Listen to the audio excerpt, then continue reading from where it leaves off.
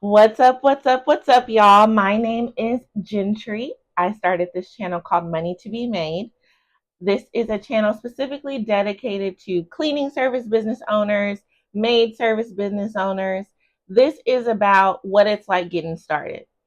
I've been on YouTube. I'm on YouTube all the time, honestly, studying, learning from different people in this industry. One thing that I see a lack of is the YouTube video of someone who's just getting started. I see a lot of videos of people who are already growing, already successful, already basically done. They're where they want to be, and so they're selling consultation services. Me, I'm just getting started, and I want you guys to come along on this journey with me. I also want to hopefully motivate, even if it's just one person, to follow their dream of getting started, figure out whatever their goal is, and meet that goal.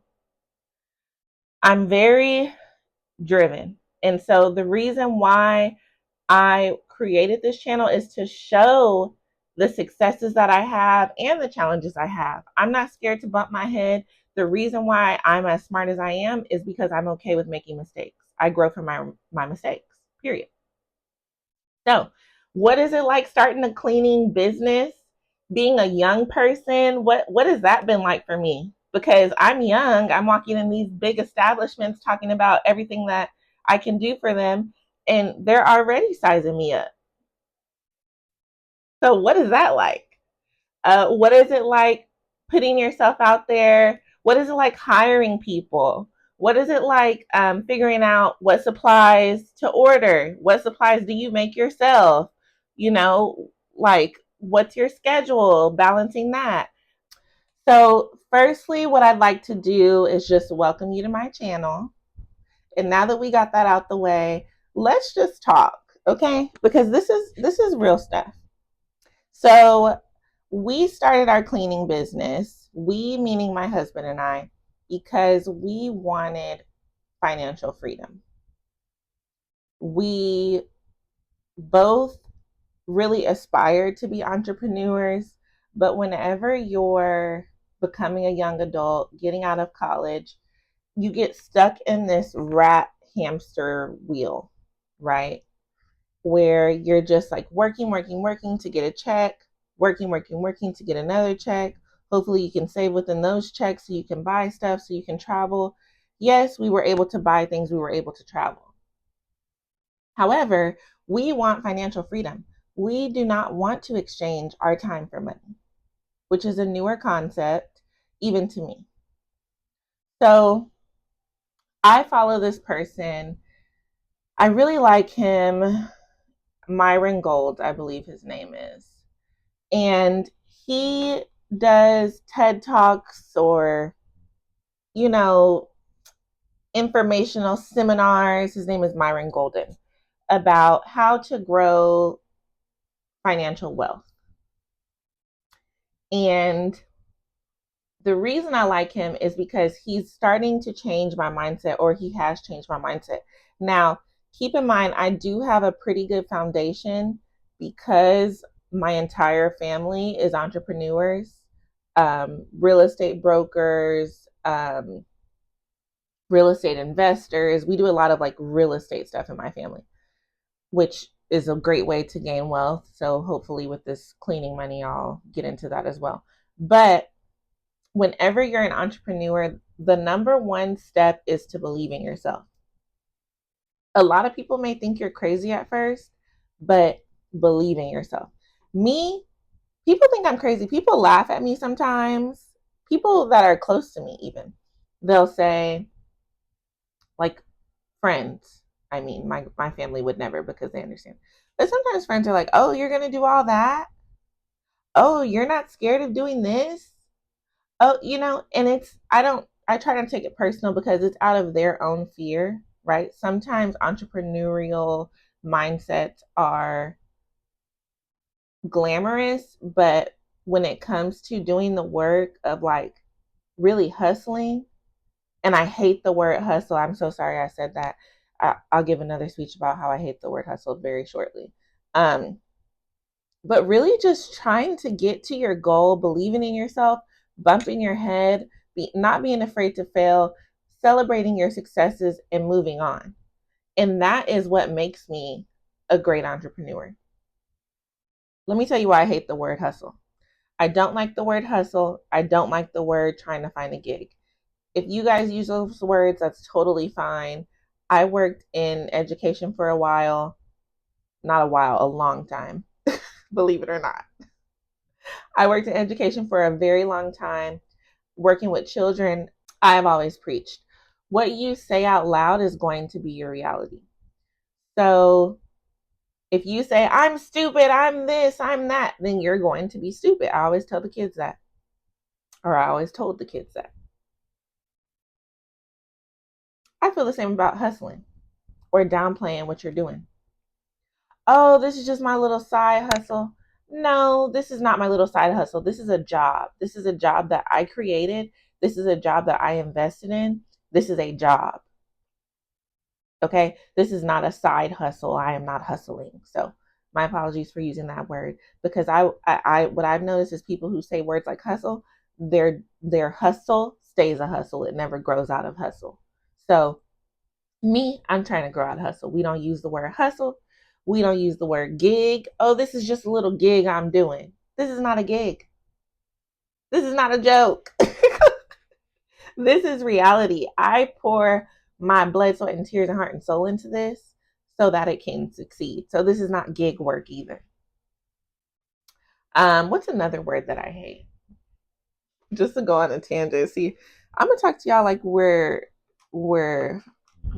friends, because you guys are my friends now. And with my friends, sometimes I just be complaining a little bit. What's another word that I hate before I get started? Because I want you to also think about, like, what are some words that you really want to take out of your vocabulary? Oh, this is my last one. Let me tell you. I do not like when people are downplaying their accomplishments. In certain cultures, it's normal because of history, which we don't have to get into right now. But downplaying your accomplishments. You get a compliment because you did something right. Maybe you even look pretty. Simple example. Oh, that shirt's so pretty. Oh, girl, this is just that little. It's just from Target. Like, I can send you the link. It was only $5. Well, why was that necessary? Just say thank you. And I'm working on that myself. Same thing with downplaying your business or what you have going. Oh, it's just like, I'm just like trying to clean a little bit, here and there. It's no big deal. I haven't done this and this yet. This is not where I want to be yet.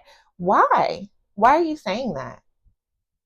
Why are you downplaying yourself? Why are you downplaying your hard work, your blood, sweat, and tears? I will never downplay my hard work, my blood, sweat, and tears. So if you want to be successful, I suggest changing your pattern of speech. Myron Golden has really great videos on this. It's kind of hard to find people to follow, honestly, because everybody's trying to sell you something. Maybe one day I'll be trying to sell you something. Right now I'm not. So you're in for a treat. Everybody's trying to sell you consultation services, a phone call with Myron Golden, buy tickets to his seminar, for example. He has a very great important things to say, and eventually I will invest. Maybe I will go to a seminar. But right now, I just want to talk to you all. I want to talk to you all about the process of this stuff. Okay? All right. So, what first we're going to talk about is what stuck out to me with starting a cleaning business as it relates to financial freedom. So, with a cleaning business, it is a service-based industry. That's number one. Service-based industries always have a bunch of money because everyone wants that service. Number two is it has a low startup fee to get started. It has a low cost for the startup fee. So that means, for example, you want to open a store. Well, you have to pay for a brick and mortar. You have to pay rent just starting off top. That's a lot of money. That's a lot of money. If you want financial freedom, and which means that the current rent you have is kind of like, I'm sure, stopping you from financial freedom. I'm sure for most of us. So the current rent you have is already kind of like, and then you're going to go open up another, like a store. So you want to open a store, you have to pay rent for that brick and mortar. You have to pay employees already to start working. You have to pay, obviously, your basic fees, LLC, all of that. But then you have to pay for merchandise to keep in the store. This is not merchandise that you can reuse and reuse and reuse like cleaning supplies. This is merchandise that literally you can buy and it will just sit on the shelf, and hopefully you pray to God that you've done enough marketing to where it doesn't sit on the shelf. For a cleaning business, it is not like that. It does not take much to get started. Now, what you will see is a lot of people saying, oh, it only takes $500. I'm not saying they're lying. I'm just saying not where I'm at, but sure. I would say you need $1,000, maybe $500 to start if they're talking about just filing your LLC, if that's considered starting, okay? Because the LLC, that costs about $300 and something dollars. The DBA costs $30. My website, one thing I learned from the people I follow actually is, if you don't know how to make a website, you can learn. Sure, you can take time and learn. I believe I can do anything. So it's not that I don't think I can make a website. It's that I wanted to spend my time focusing on other things that were very crucial and important to the business, like filing my LLCs, getting my taxes in order, all of that kind of stuff. So anyway, I hired someone to make a website, found them on Fiverr. $120. To me, that was a great investment. Originally, I was going to use Squarespace, and it was extremely, extremely expensive monthly. It was not a one-time fee. Monthly for Squarespace would have cost me hundreds and hundreds and hundreds and hundreds of dollars. And I was not trying to do that. So you can go on Squarespace if you want. Maybe I misunderstood the pricing of Squarespace. However, what I did was I went on Fiverr. I found someone knowledgeable. Fiverr does have a lot of people from other parts of the country. I found someone from another part of the country. Coincidentally, I didn't even know that before I got on Fiverr. He showed me how to set up my hosting. I used Hostinger. It's only $2 a month on Hostinger to set up my name. And so it's very professional. My website has the name of my business in the website, right? And then with your package on Hostinger, you can also get professional email addresses. So what I can't stand, no offense to you businesses just getting started, okay? Again, you cannot follow me if you get offended. I am so sorry. Similar to like friendships, you cannot be friends with me if you get like very, very easily offended. I'm just talking to you. Chew the meat and spit out the bones. My papa always says that means listen to what you can learn from me, spit out what's offending you or what you can't. If it offends you for me to say that, I apologize. However, what I don't like is businesses who have, let's say your service is, let's say, housekeepers in Houston, right? That's what your service is called, housekeepers in Houston. Y'all steal that from me, H&H. Housekeepers in Houston, okay? Housekeepers in Houston at gmail.com. No.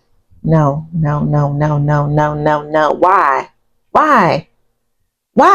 It doesn't take long.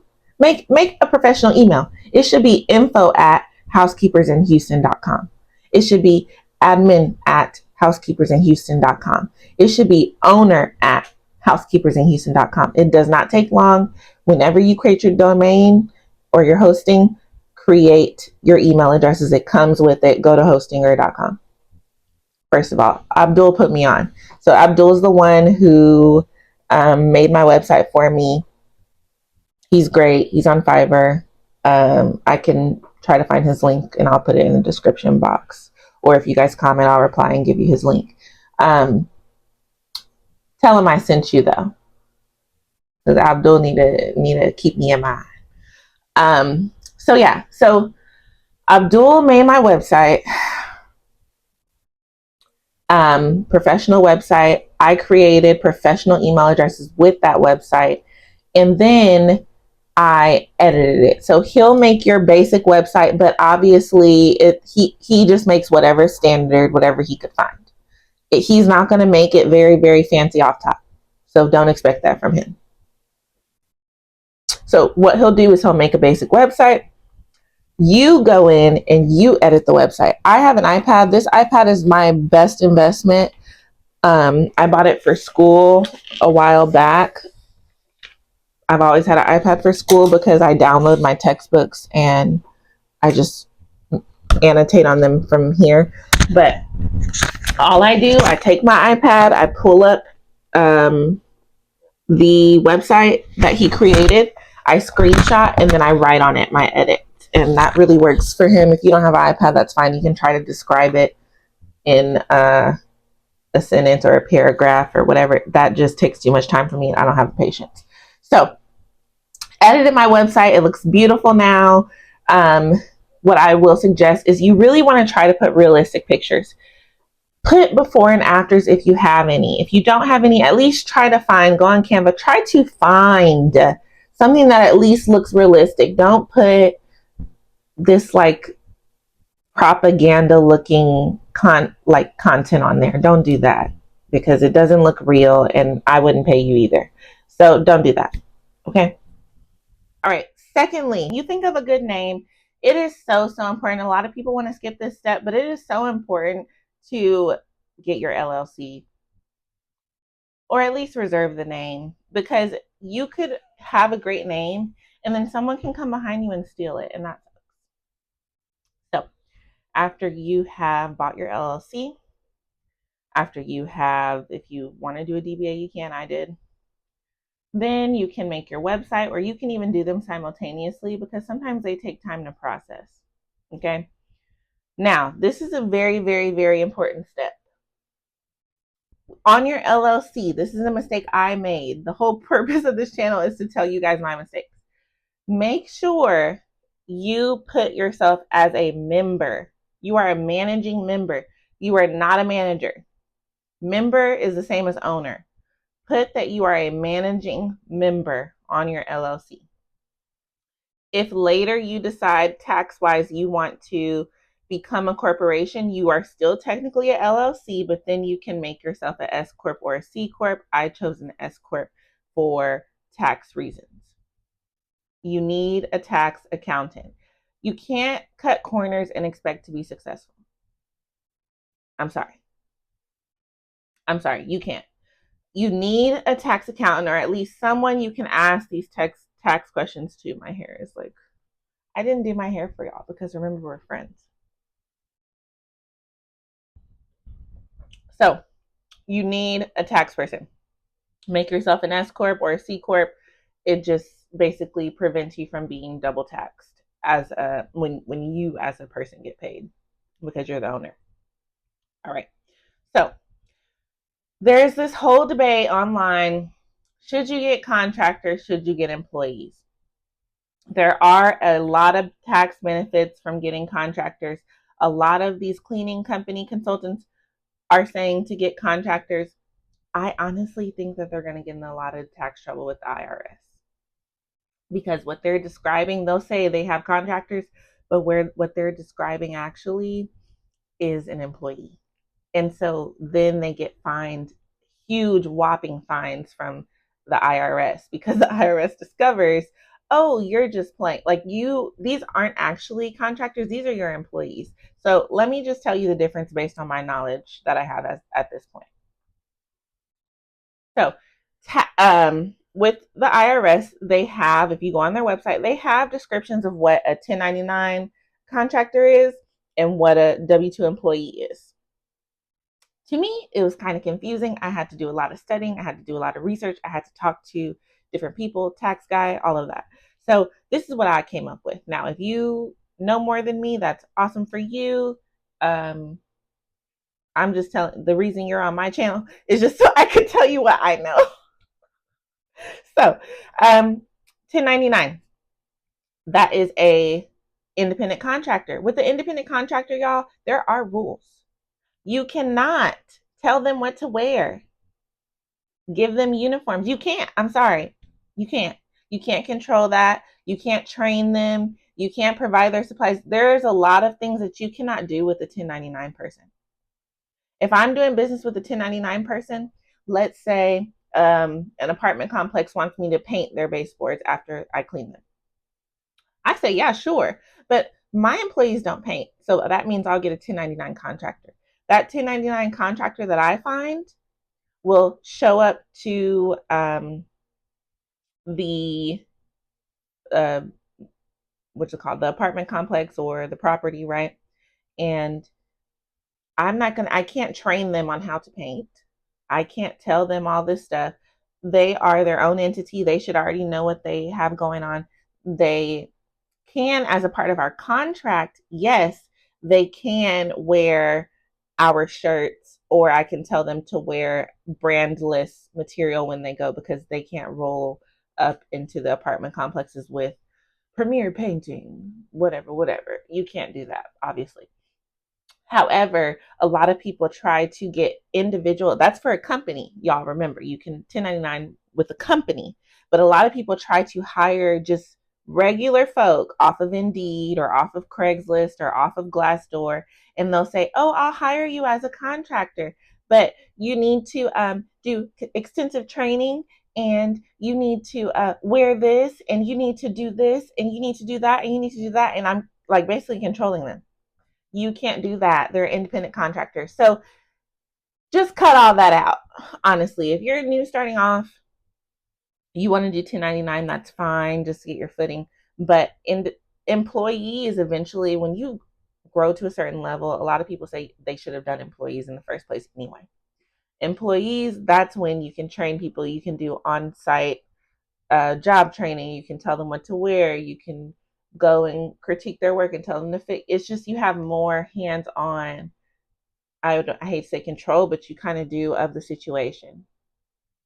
All right. So I said all that to say, um, you can go to the tax office or your tax guy's office. Make sure your business is a corporation. If you want, if you want, that's what I did. You don't have to. I'm not giving tax advice. I am not a tax advisor or a lawyer. So I just want to throw that disclaimer out there. All right. So after you have established your tax structure, you're honestly ready to go, ready to rock and roll.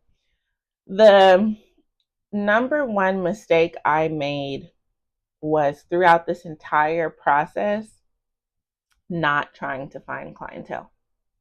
I wanted to wait till everything was in the works and happening, and then I wanted to find clientele.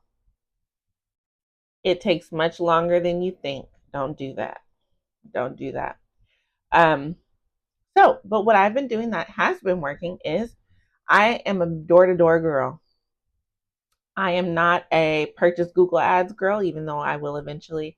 I am not a sending mail, spending money to send direct mail girl. Maybe I will eventually. I am not a um, cold calling. I can't stand cold calling. You should do it. I can't do it personally. Maybe I'll hire someone to do it, but me personally, I can't do it. So I'm a door to door girl. I go door to door. I get dressed up nicely. I look like somebody important. That is my biggest number one tip. Look important. Unfortunately, in this world, you have to look like somebody to get results. So if you're expecting, especially if you're somebody who looks like me, because unfortunately, sometimes Black people have to present themselves extremely fancy to get treated normal.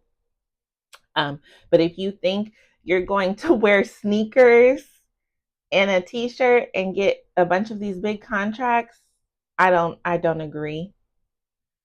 And so I wouldn't even try. If you want to try and bump your head, sure. I'm just telling you, it doesn't work for me.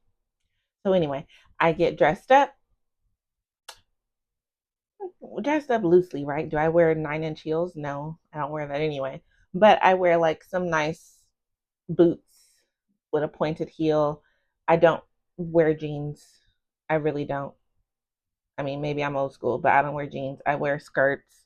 So I wear like a silk skirt or some type of like dress skirt. Basically, dress like you're going to the office, dress like you work in corporate. And if you already work in corporate, that's great. Just wear those same clothes. If you're a teacher, just wear those same clothes. Well, depending on what school you teach at. So, all right. So, wear you a, if you're a woman, wear you a skirt, wear you a nice collared shirt, maybe a blouse, as my granny would say, wear you a blouse, and wear you something that elevates you, lifts you up. You don't have to do makeup. I'm not a makeup girly, but put on some glasses, maybe a lip, make sure your hair is done. Don't look disheveled. We're selling cleaning services. So if you come in there not looking clean, how are you going to sell cleaning? We're selling cleaning services. We're selling an image. We are clean, we are pristine, we are put together, and your place needs our help because we're so beautiful and clean and pristine. So that's how you need to look. And if you're a guy, wear slacks, wear dress shoes. I'm sorry. The money's going to pay off. Trust me, you'll thank me. Wear slacks, wear dress shoes, wear a collared shirt, and you need a binder. I don't have it in here with me. You need a binder. Okay, go on Amazon, get you a binder. I'll show it to you later. I'm not going to the car to get it right now. Go on Amazon, get you a portfolio zip up leather binder that you can put flyers in, that you can put your business cards in. There's a calculator in there somewhere. You don't need the calculator, but I like it because it looks fancy. It has a notepad in there where you can write. It has a place to put your pens. Get you a nice purse to put it in if you're a girl. If you're a man, you don't need a purse. I guess you just carry that binder by itself and go door to door. Literally drive around. Ever since I started this cleaning business, I realized so many businesses that I've never even knew were there before because I literally just drive around, park, go inside, drive around, park, go inside, apartment complexes, medical facilities. Really what you're looking for is people who need a clean, like they literally, their people cannot clean by themselves. You see what I'm saying? So yes, of course, in a restaurant, a lot of them exploit their employees and make them do the cleaning of the toilet and the bathroom and mopping. Um, so restaurants I haven't been as successful with, but for example, dental offices, they have to be clean. I think even legally, like it's a medical facility. They'll get written up eventually if they're not clean. If you know of a dirty dentist office, you probably shouldn't even be going there. So yeah, dentist offices, they need to be cleaned. What else? Any type of doctor's office actually needs to be clean. A daycare, they should be clean and they need to be. Pilates studios, gyms. Think of these businesses where they actually can't cut, like they have to have cleaners.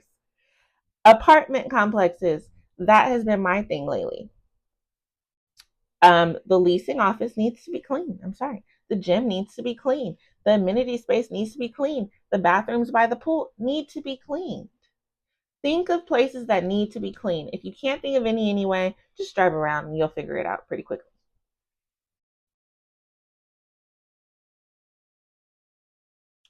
So drive around, bring your flyer. Before I let you go, because this is my first episode, so we have to have other things to talk about. I'm sure we will, but I do want to tell you this is very important. When you're going in person, your messaging is very, very, very, very important. Use ChatGPT if you have any questions. Even on the spot, I have the ChatGPT app on my phone when I'm in the car. If I felt like something I said didn't work or didn't land, ask ChatGPT how to change it or just think yourself, use your brain. So, for example, I was going in businesses, introducing myself and the company right away. Don't do that. Just from my standpoint. Now, I'm speaking to you as a Black professional woman. It may work for somebody else. It doesn't work for me. Excuse my notification.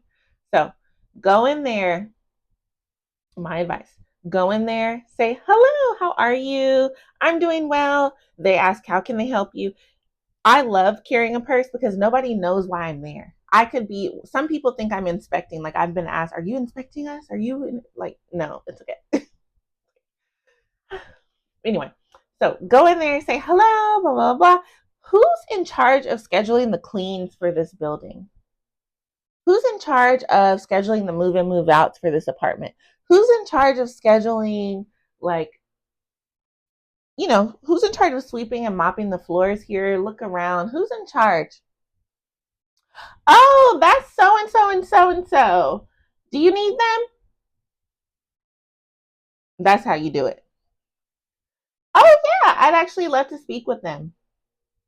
Okay, and what who are you? What can you help them with? That's when I say, oh, my name is Gentry so and so. I own so and so and so and so cleaning company. Sometimes I say I own it, or sometimes I say I've been sent here on behalf of, depending on the vibes, if you know what I mean. So I'll say, my name is Gentry. I represent this and this cleaning company, and I just wanted to speak with them about the services that we offer. I'll say that. Or I'll say I want to speak with them about cleanings that can be scheduled. I'll say that, right? Then the person comes out. If if you're lucky, some people are guard dogs at the front, take their job a little too serious. They don't go get people for you. They don't. They act like it's like, but honestly, it doesn't happen to me often.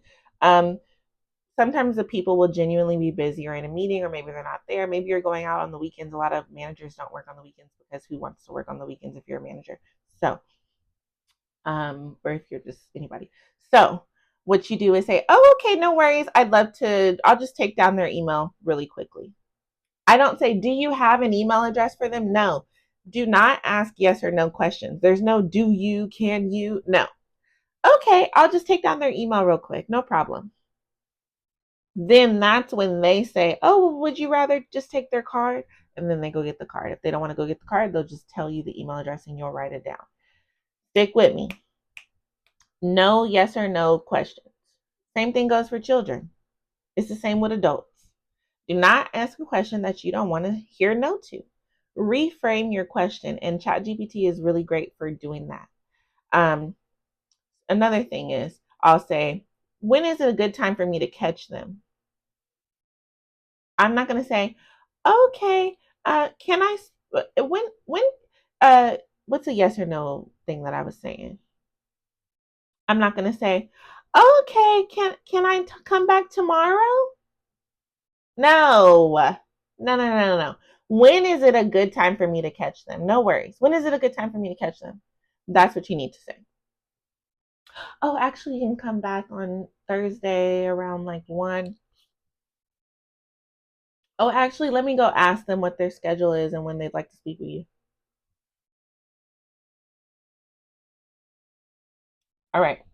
Next thing is, and this is what I'm going to leave you with, do not be discouraged whenever they say they already have cleaners.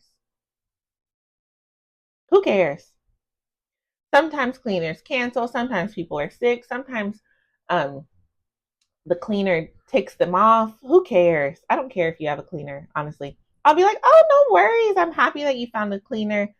Are you happy with their current services? Sometimes they say, yeah. Oh, okay, that's great. That's great. Well, I'd love to be a backup, or if you ever need any help in a future building, or if you ever need a substitute, we're here for you, and here's our information. Please put it on their desk. Timing matters. Email them right away. You go hand out a cleaning business and a flyer and your business cards. Oh yeah, get business cards.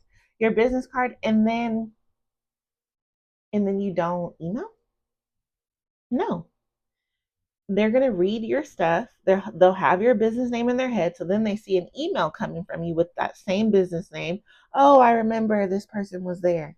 That's what you need to do. All right. So I hope you enjoyed my video. I'll give you some more tips. I'll share some more experiences. I already have some clips of when I was doing an apartment walkthrough for an apartment complex. So I can share that with you. We'll talk about the positives, the negatives, when people lowball you, when people don't.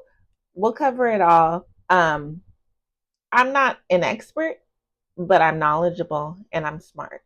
And so the reason, again, tooting my own horn. I was going to say not to, but tooting my own horn. The reason why I'm so smart is because I learned from other smart people. If you want to be successful, you have to learn from other smart people. You cannot be entertaining yourself all the time, 24/7, watching TV, watching Housewives, watching Love and Hip Hop, watching, I don't know, whatever y'all watch, Netflix. And when are you studying? When are you learning? And honestly, if you're on my channel right now, it's probably because you're one of those people who's studying and learning. So I'm preaching to the choir.